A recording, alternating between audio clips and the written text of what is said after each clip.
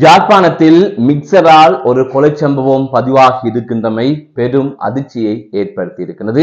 இது தொடர்பான செய்திகள் வெளிவந்திருக்கின்றது.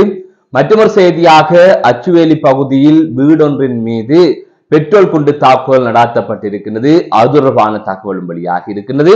அது தவிர முல்லைத்தீவில் காதல் விவகாரம் காரணமாக இளைஞன் மீது கூறிய ஆயுதத்தினால் தாக்குதல் நடத்தப்பட்டிருக்கிறது. அது தொடர்பாகவும் செய்திகள் வெளியாகி இருக்கின்றது.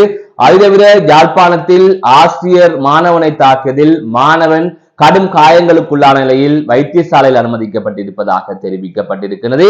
இவ்வாறு பல செய்திகள் வெளிவந்திருக்கின்றன. இது தொடர்பாகத்தான் இந்த தொகுப்பிலே விரிவாக பார்க்க இருக்கின்றோம். அதற்கு முதல் JK ரிப்போர்ட் எனப்படுகின்ற இந்த யூடியூப் சேனலை இதுவரை யாராவது சப்ஸ்கிரைப் செய்யாமல் பார்த்து கொண்டிருந்தால் சப்ஸ்கிரைப் செய்து கொள்ளுங்கள். தொடர்ந்து அருகில் இருக்கின்ற பெல் பட்டனை கிளிக் செய்வதன் ஊடாக நான் போடுகின்ற ஒவ்வொரு காணொளிகளையும் நீங்கள் உடனுக்குடன் பார்க்கக்கூடிய வகையில இருக்கும். நான் நடராசா ஜெயகாந்தன். தற்பொழுது செய்திகளுக்குள்ளே செல்லலாம். யாழ்ப்பாணத்தில் பல்பொருள் வாணிப நிலையம் ஒன்றிலே கொலை சம்பவம் இடம்பெற்றமை தொடர்பான செய்திகள் வழியாகி பெரும் அதிர்வலைகளையும் அச்சத்தையும் ஏற்படுத்தி இருக்கிறது. யாழ்ப்பாணம் ஏழாலை கிழக்கு பகுதியிலே ஒரு பல்பொருள் அங்காடி ஒன்று இருக்கின்றது. அந்த அங்காடியில் மிக்சர் பேக்கெட் ஒன்றினை வாங்குவதற்காக நேற்றைய தினம் இரவு, அதாவது சனிக்கிழமை இரவு இருவர் நிறை மது போதையில் சென்றிருக்கின்றார்கள். அங்கு சென்று ஒரு மிக்சர் பேக்கெட்டை வாங்கி இருக்கின்றார்கள்.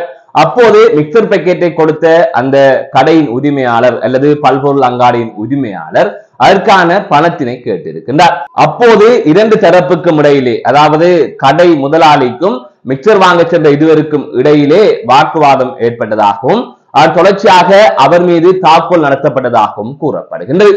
தொடர்ச்சியாக அவர்கள் மறைத்து வைத்திருந்த கூறிய ஆயுதத்தினால் அந்த கடை உரிமையாளரை குத்தியதாக குறிப்பிடப்பட்டிருக்கின்றது. தொடர்ச்சியாக இவ்வாறு அந்த நபரை குத்தியதன் பின்னர் அவர்கள் இருவரும் அங்கிருந்து தப்பி ஓடி இருக்கிறார்கள். அதற்கு பின்னராக அந்த பகுதியில் இருந்தவர்கள் அந்த நபரை உடனடியாக தெல்லிப்பளை ஆதார வைத்தியசாலைக்கு அனுப்பி வைத்திருக்கிறார்கள். அதாவது தாக்குதலுக்குள்ளான கடை உரிமையாளரை தெல்லிப்பளை வைத்தியசாலைக்கு இவ்வாறு அனுப்பி வைத்திருக்கிறார்கள். தொடர்ச்சியாக தெல்லிப்பளை வைத்தியசாலையில் அவர் உயிரிழந்து விட்டதாக தெரிவிக்கப்பட்டிருக்கின்றது.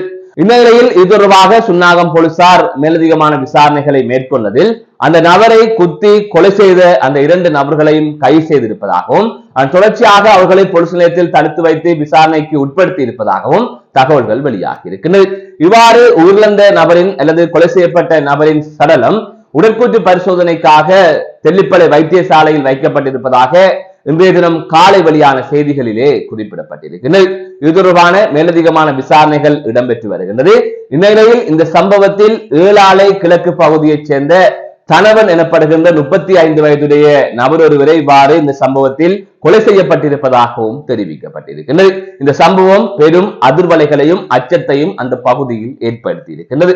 இதேவேளை யாழ்ப்பாணம் அச்சுவேலி பகுதியிலும் ஒரு வன்முறை சம்பவம் பதிவாகி இருப்பதாக செய்திகள் வெளியாகி இருக்கின்றது.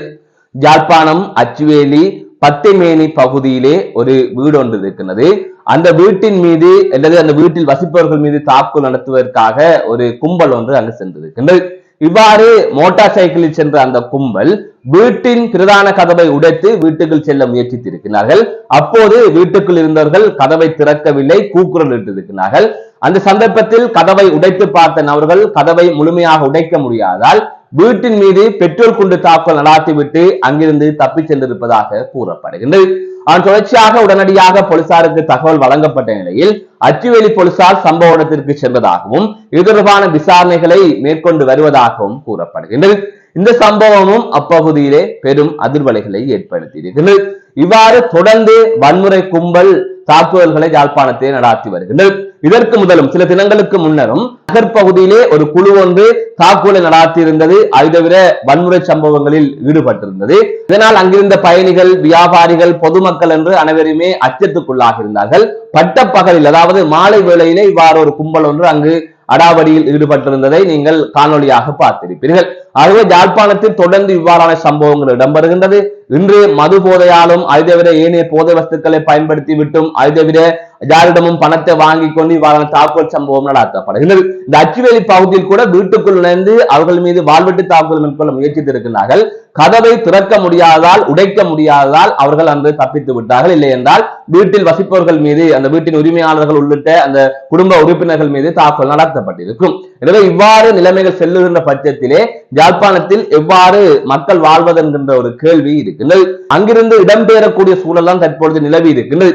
ஏற்கனவே ஒரு குடும்பம் வாழ்வெட்டு தாக்குதல் சம்பவத்தில் தொடர்ந்து பாதிக்கப்பட்டு அந்த வன்முறை கும்பல்களால் பாதிக்கப்பட்டு அவர்கள் அங்கிருந்து உறவினர் வீட்டுக்கு இடம்பெயர்ந்து சென்ற சம்பவம் தொடர்பாகவும் அண்மையிலே நீங்கள் ஒரு செய்தியை அறிந்திருப்பீர்கள். ஆகவே இந்த வாழ்வெட்டு கும்பலின் அட்டகாசம் தாங்க முடியாமல் வீடுகளை விட்டு புலமைந்து செல்லுகின்ற அளவிற்கு இன்று அங்கு நிலைமை மாறி இருக்கிறது. இதனை கட்டுப்படுத்த வேண்டிய தேவை இருக்கிறது. இல்லை என்றால் யாழ்ப்பாணத்தில் ஒரு பாரிய அச்ச நிலைமை ஒன்று தொடர்ந்து நிலவுவதற்கான வாய்ப்புகள் அதிகமாகவே இருக்கின்றது. மக்களின் வாழ்க்கை அன்றாட வாழ்க்கை பாதிப்படைகின்றது. ஒரு அமைதியின்மையான சூழல் அங்கே இருக்கின்றது என்பதை புரிந்து கொள்ள வேண்டும். எனவே இது தொடர்பாக சரியான நடவடிக்கைகளை முன்னெடுக்க வேண்டும். இவற்றையெல்லாம் கட்டுப்படுத்த வேண்டும்.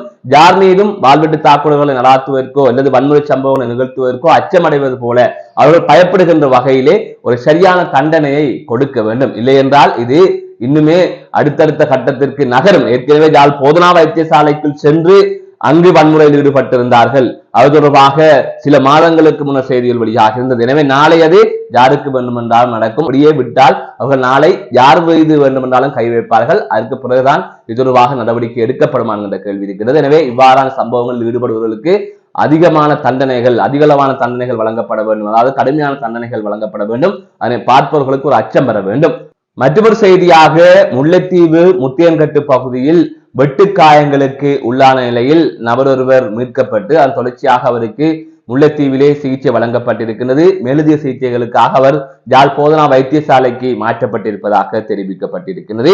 காதல் பிரச்சனை காரணமாக அவர் மீது கூறிய ஆயுதத்தினால் தாக்குதல் நடத்தப்பட்டிருப்பதாக தெரிவிக்கப்பட்டிருக்கிறது. இந்த சம்பவத்தில் முத்தியன்கட்டு முத்து விநாயகபுரம் பகுதியைச் சேர்ந்த 25 வயதுடைய இளைஞன் பாதிக்கப்பட்டிருப்பதாக தெரிவிக்கப்பட்டிருக்கிறது. இந்த சம்பவத்தின் பின்னணி தொடர்பான காரணமும் வெளியாகி இருக்கின்றது. அதாவது காதல் பிரச்சனை காரணமாக இந்த தாக்குதல் சம்பவம், அதாவது இந்த கூறிய ஆயுதத்தினால் அந்த இளைஞன் தாக்கப்பட்ட சம்பவம் நடந்திருப்பதாக தற்பொழுது அறிய முடிகிறது. ஒட்டிசுட்டான் போலீசார் இது தொடர்பாக விசாரணைகளை மேற்கொண்டு வந்த நிலையில் இது தொடர்பான உண்மையை கண்டறிந்திருக்கிறார்கள். அதன் தொடர்ச்சியாக முத்து விநாயகபுரம் முத்தேன்கட்டு ஒட்டிசுட்டான் பகுதியைச் சேர்ந்த யுவதி ஒருவரும் அந்த யுவதியின் சகோதரனும் இந்த சம்பவம் தொடர்பாக கைது செய்யப்பட்டிருப்பதாக தெரிவிக்கப்பட்டிருக்கிறது. ஆகவே காதல் பிரச்சனை காரணமாக முல்லைத்தீவிலே 25 வயதுடைய இளைஞன் கூறிய ஆயுதத்தால் தாக்கப்பட்டிருக்கிறார். அதற்கு பிறகாக அவர் முல்லைத்தீவு மாவட்ட பொது வைத்தியசாலையில் சேர்க்கப்பட்டு அவசர சிகிச்சை பிரிவில் அவருக்கு சிகிச்சை வழங்கப்பட்டிருக்கின்றது. அதன் தொடர்ச்சியாகத்தான் அவர் மேலதிக சிகிச்சைகளுக்காக யாழ் போதனா வைத்தியசாலைக்கு மாற்றப்பட்டிருப்பதாக தெரிவிக்கப்பட்டிருக்கிறது. இந்த சம்பவம் சில தினங்களுக்கு முன்னர் பதிவாகி இருக்கிறது. எனவே காதல் பிரச்சனை காரணமாக இவ்வாறு ஒரு சம்பவம் பதிவாகி இருக்கின்றன என்பது பெரும் பரபரப்பை ஏற்படுத்தி இருக்கின்றது. மற்றொரு செய்தியாக யாழ்ப்பாணத்தில் பாடசாலை மாணவன் மீது ஆசிரியர் தாக்குதல் நடத்தியிருக்கின்றார். அதன் தொடர்ச்சியாக கடும் காயங்களுக்குள்ளான அந்த மாணவன் யாழ் போதனா வைத்தியசாலையில் சிகிச்சைக்காக அனுமதிக்கப்பட்டிருப்பதாக தெரிவிக்கப்பட்டிருக்கின்றது. தரம் 11 கல்வி கற்று வருகின்ற மாணவனை இவ்வாறு ஆசிரியரால் கடுமையாக மூர்க்கத்தனமாக தாக்கப்பட்டிருப்பதாக செய்திகளிலே குறிப்பிடப்பட்டிருக்கின்றது. குறித்த மாணவன் கடந்த சில தினங்களாக பாடசாலைக்கு செல்லவில்லை என்று கூறப்படுகின்றது. அதன் தொடர்ச்சியாகத்தான் அந்த பாடசாலையில் கல்வி கற்பித்து வருகின்ற ஆசிரியர் நீ ஏன் இவ்வளவு காலமும், அதாவது பல நாட்களாக பாடசாலைக்கு வரவில்லை என்று எச்சரித்து அதன் தொடர்ச்சியாக உன்னை காப்போத்த சாதாரண பரீட்சையில் தோற்ற விடமாட்டேன் என்று கூறி அதற்கு பிறகாக அந்த மாணவனை முழங்காலில் இருக்குமாறு கூறி தலையிலும் முகத்திலும் காயம் வருகின்ற வகையில் அந்த மாணவனை தாக்கியதாக கூறப்படுகின்றது. அதன் தொடர்ச்சியாகத்தான் குறித்த மாணவன் தாக்குதலுக்குள்ளான நிலையில் யாழ் போதனா வைத்தியசாலையில் அனுமதிக்கப்பட்டு தற்பொழுது சிகிச்சை பெற்று வருவதாக கூறப்படுகின்றது. இது தொடர்பான செய்திகள் தற்பொழுது வெளிவந்து பெரும் அதிர்ச்சியை ஏற்படுத்தி இருக்கின்றது. மீண்டும் ஒரு காணொலி சந்திக்கின்றேன். நான் நடராசா ஜெயகாந்த்.